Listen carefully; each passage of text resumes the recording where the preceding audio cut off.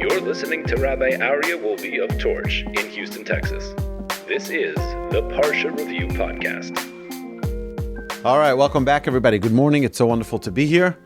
Welcome to the Parsha Review Podcast. It is incredible to have the weekly learning together, and the second portion in the book of Genesis is the portion of Noach. What happened at the end of the first portion of Bereshis? God says, mankind has become so evil.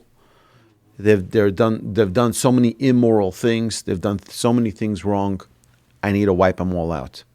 And God says to Noach, who was righteous in his generation, the righteous one, he says, take your wife, get a pair of each of the non-kosher animal, get 7 of the kosher animals, men and 7 pairs, and bring them into the teva, into the ark. The ark was, the Torah defines exactly the size, the length, the width, the height, 3 floors, garbage on the bottom, animals in the middle, and the mankind up on the top floor. And now the Torah says, towards the end of this whole story, Vayimach es kol yakum, and God blotted out all of existence, and He blotted out all of existence, Asher al pnei adama, that was on the face of the earth. Everybody, me'adam ad behema, from man to animal, ad remes ve'ad of hashamayim, to the creeping things and to the birds of the heaven. Vayimachu min haaretz, they were all blotted out from the earth. Vayishor, what remained? Ach Noach va'asher ito bateva. The only survivors that were left was Noach and those who were with him in the ark. So this is obvious, right? We know that he was in the ark. We know that what is going on here. Why does it need to spell out that Noach was the remaining survivor? So what do we do whenever we have a question like that? We look at Rashi, the great commentator. What does Rashi say? Rashi says something incredible. He says that Noach was late to feeding the lion, v'hikisho, and he bit him. V'olav nemar hein tzadik ba'aretz yishalim, and we see that this was his payment. He was late to feeding the lion. Now let me ask you a question, just so that we can get some understanding here. For 1 year, they were in the ark. It says, the Talmud says, that the children of Noach and Noach himself were on rotation, that all the 12 months that they were in the ark, lo ra'inu sheina be'einenu, we did not sleep. We couldn't sleep. We had to learn what each animal needed, and those who needed to eat by night, we fed them at night. Those who needed to eat by day, we fed them by day. Those that needed meat, we gave them meat. Those who needed seeds, we gave them seeds. Those who needed this, everything they needed, they were busy the entire time making sure that they weren't zoologists. They had to go and work hard and feed every single one of the animals. And he's late one time to feeding the lion, and he gets bitten. It's almost like, what's going on here? The Talmud says that the lion was sick. The Talmud says in Sanhedrin that the lion got sick. So Noach saw that he wasn't sick. He doesn't have an appetite. So it's okay. I'll get back to him right away. He wasn't even late. He was there on time, on schedule. You don't have an appetite? Okay, I'll come back soon. I'll feed you. Meanwhile, he goes to feed the other animals. Noach doesn't realize that the lion got his appetite back. And Noach comes late and he bites him. He went to Bidiyuk Rav Ha'ari. Just when he went to feed the other animals, the lion got hungry and he got angry and he bit him. So the Talmud says in Shabbat, Tractate Shabbat, it says that an animal cannot have any impact on a human unless he loses the image of godliness. The human being. We're an image of God. We're an image of God. Unless we lose that godly image, an animal cannot have any impact. I remember walking with my grandfather of blessed memory. We were walking. We grew up in Brooklyn until I was 10 years old. And we'd walk. They had the neighbors' dogs that would always run after us. They would chase us. Sometimes they would, sometimes they were nice and they would just smell us. Sometimes they would, jump on us and said they'd be aggressive sometimes. When my grandfather came, I remember I walked with him to synagogue. And the dogs looked and they turned away and walked away. They just walked away. These are dogs to all of us, the entire neighborhood. They always were super aggressive. They saw something which was godly. They saw something which was great. They turned around and walked away. The Talmud says, "She'ein chaya sholetas ba'adam," an animal has no impact on a human, a negative impact, ela kishuhu me'abed tzelem elokim, unless he loses his godly image. It's frightening. How do we understand this? How do we understand this regarding Noach? Talking about Noach, who was so great. Noach was righteous. Our sages tell us that when someone does something for the public, they should do it l'shem shamayim. They should do it for the sake of heaven.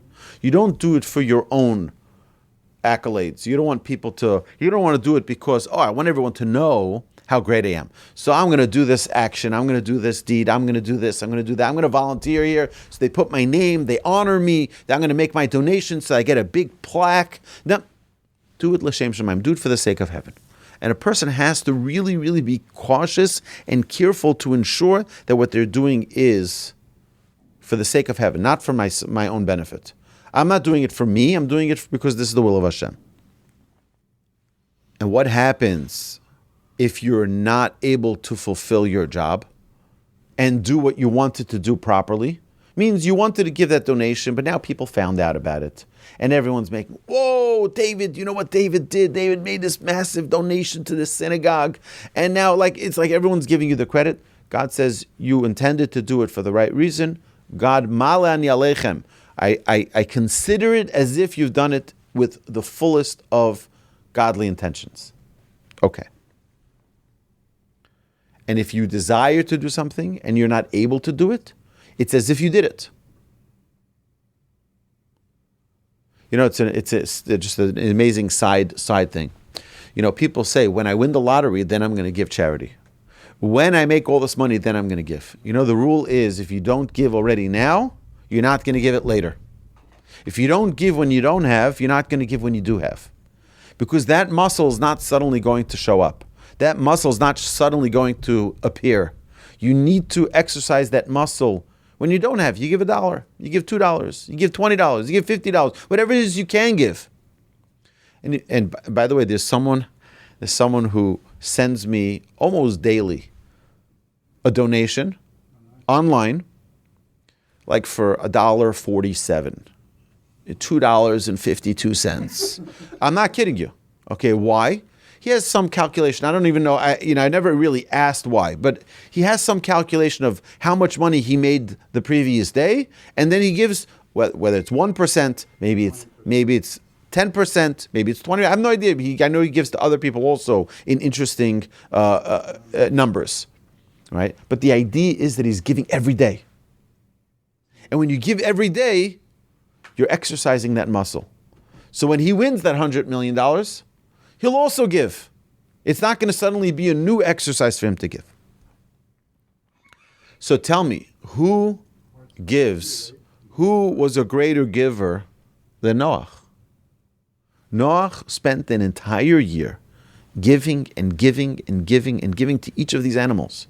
And this is his reward. This is his punishment, is that he has to walk out of the ark after a year of feeding these animals, limping because he got bitten by the lion, because he was late, and it wasn't even his fault. The lion was sick. So our sages tell us an amazing thing in the Talmud.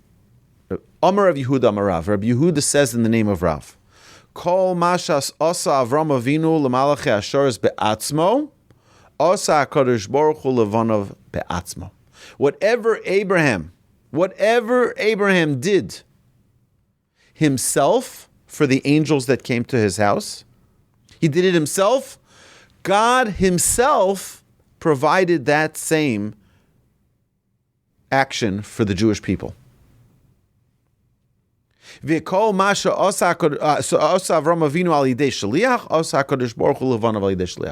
whatever Abraham did by messenger, God also provided for the children of Israel through a messenger. We know that we'll see this in 2 weeks Torah portion. We'll see that Abraham ran to the animals to go slaughter an animal. What happened? Later on in the book of Numbers, we see V'ruach nasa me'es Hashem v'yagas salvim min hayam. God himself fed the Jewish people.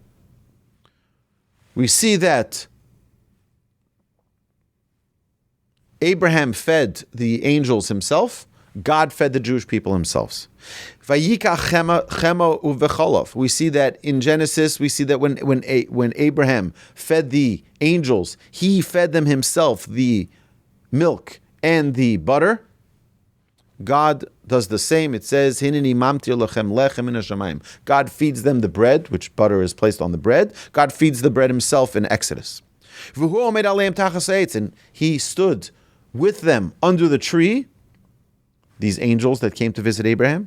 God says, Hineni omid lefanecha sham alatzur. I am going to stand there with you by the rock. And later we see Vavram holech imayim l'shalcham, and Abraham goes and sends them off. And God, in Exodus, says, V'Hashem holech lifnehem yomam. God travels with them. So everything that Abraham did for the angels himself, God does himself for the Jewish people. But what does it say regarding the water? Abraham sends his son, Yukach no me'at mayim. He sends it by his son. So what happens when the Jewish people need water? How did they get the water in the desert? They get the water through the stone. They're going to need Moses to hit the stone. Later was to talk to the stone. They're not getting it directly from God. So now you have a couple of really important questions. Really important questions.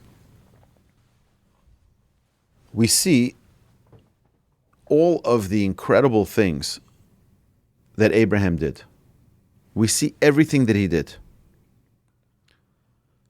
It goes all the way to his great-grandchildren. That's the impact. The impact is all the way to his great-grandchildren, his great-great-great-great-grandchildren. We have Abraham to Isaac to Jacob to the tribe of Levi, and then Levi was the great-grandfather of Moses. So you're talking about 7 generations from Abraham all the way to Moses. And that's the impact that it has. Can we assume that the actions that we have will affect 7 generations from us? That's a pretty powerful impact. And then, if a person has one little flaw, one little mistake, it has such an impact, such a massive impact. It really is an amazing thing. How is that possible? So we have to understand that, particularly with our ancestors, with our patriarchs and our matriarchs, Abraham, Isaac, and Jacob, Sarah, Rebecca, Rachel, and Leah, it says, Ma'aseh avot siman lebanim. Their actions is a sign for us. Meaning, we can find within ourselves a way to connect to their actions.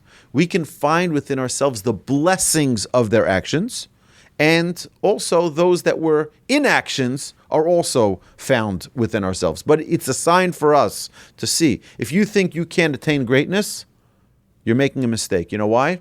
Because you're a descendant of Abraham, Isaac, and Jacob, Sarah, Rebecca, Rachel, and Leah. They had greatness, so you have greatness too. Just by the way, current events, they were promised the land of Israel. Abraham, Isaac, and Jacob, and the tribes of Israel, and Moses, and Aaron, and Joshua. It didn't stop by the second generation. I know this because I posted on We have a TikTok for Torch, and one of the videos that I posted, I get all these free Palestine comments. Okay, fine, ignore them.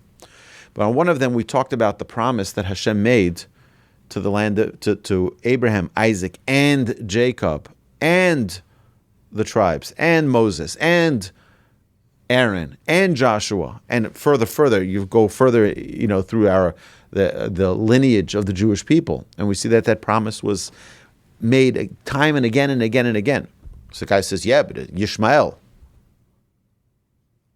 First says there's no such promise to Yishmael.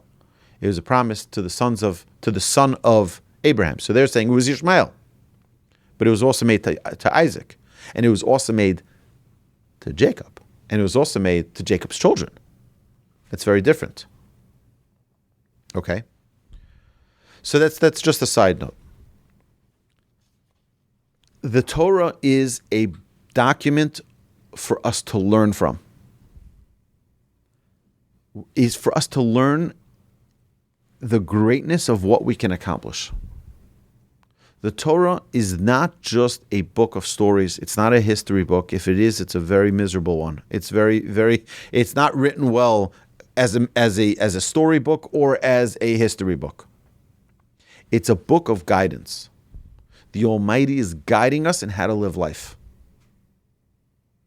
And we have to take everything we can from the stories of the Torah to learn and to infuse our lives with those inspirations. It says that when a child starts to talk, Aviv Melamdo Torah, his father needs to teach him Torah. What is Torah? Torah tziva lanu Moshe. We have to teach him the verse, Torah tziva lanu Moshe. That Moshe commanded us the Torah. That's what you need to teach your child. Why? Because the essence of who we are is formed by our early years. Girsa the Yankus, our sages teach us. The early years have such an impact, which is why it's so vital, so important for us to ensure that when we have little children, that we don't just push them off. Here, go watch Sesame Street, go watch this, go watch that. If you want to know why there's indoctrination in some of the school systems around the country, it's particularly to young children, because they're very influenceable, they're very impressionable at a young age. When a child begins to speak, the first thing you do is you infuse emunah. Torah tziva lanu Moshe. Teach him Torah. What does it say about Rabbi Yeshua ben Hanania? He was such a great sage. It says, Ashrei Yoladato. Praise is the one who birthed him. Meaning, from a young age, they already instilled this emunah. They say about the Gaon of Vilna. The Gaon of Vilna, who lived, 200 years ago. The Gaon of Vilna, you're talking about at the age of 8, he finished the entire Talmud. He was already dealing with Kabbalah, when he was 10 years old. He knew everything in Torah. They say that his mother would put him, when he was a little baby, in the study hall while he was sleeping, so that subconsciously he would intake and internalize the words of Torah study. People were sitting in the study hall learning Torah all day, all night. She'd put him so that he'd hear it, to be an intake of Torah. And that has an influence. That has a tremendous power. We know that the beginnings are so critical. We know that it is so vital, the first years of a child's life, the early years, but also the beginning of a marriage. We know that the emphasis the Torah makes on a young couple in their first year of marriage. He's not supposed to be away from her one night, even one night. The first year of marriage. Our sages today, modern day rabbis, my grandfather included among them, say that today it's more than a year. It's 3 years, 7 years even, some say. In the beginning of marriage, you're laying down the foundations for your future. It needs to be firm. it needs to be solid. It needs to be unquestionable. It needs to create a foundation of strength. The beginnings are the most critical time. We also see that the beginnings are always difficult as well. Kolas cholos kashos. All beginnings are difficult. You're going to start a new regimen at your workout. It's not going to be easy in the beginning. You're going to start a new habit. It's not going to be easy in the beginning. It's always going to be difficult. It's always going to have challenge. We're planting seeds. We're planting seeds not only for our future, we're planting seeds for our children, for our grandchildren, for our great-grandchildren, in the blessings that we recite in our prayer, our blessing for Torah, a blessing on the Torah. What do we say? V'harev no Hashem Elokeinu. Hashem, please make it sweet for us, the words of your Torah. That it should be for us, for our descendants, and our descendants' descendants. It should be sweet in their mouth. And they should come close to you through your Torah. What's that prayer? We're not only praying for ourselves, we're laying down the foundations. We're laying down the foundations for our future. And this is something which is so critically important for us to recognize and to realize. Noach was laying down the foundations for the future of mankind. He was laying down the foundation for the future of all animals, for the whole animal kingdom. Who's the king of all animals? It was the lion. There's a future that's at stake here. We have to be so careful with that future. That doesn't mean that we have to live in trepidation and we have to live in fear. But on the contrary, we have to take it as an opportunity. We have to take it as an opportunity. We're laying down solid foundations for the future. We're laying down solid foundations for the future. My dear friends, we should learn from Noach. Lay down solid foundations. We should learn it from Abraham, Isaac, and Jacob, and from all of our ancestors. Our matriarchs, our patriarchs, Sarah, Rebecca, Rachel, and Leah. The impact that we have from them is unimaginable how greatly impacted we are from them. Let's embrace it. Let's take it and expand on it. And let's give it over to our children as well. Hashem should bless us all. Have an amazing Shabbos. You've been listening to Rabbi Aryeh Wolbe on a podcast produced by Torch, the Torah Outreach Resource Center of Houston. Please help sponsor an episode so we can continue to produce more quality Jewish content for our listeners around the globe. Please visit torchweb.org to donate and partner with us on this incredible endeavor.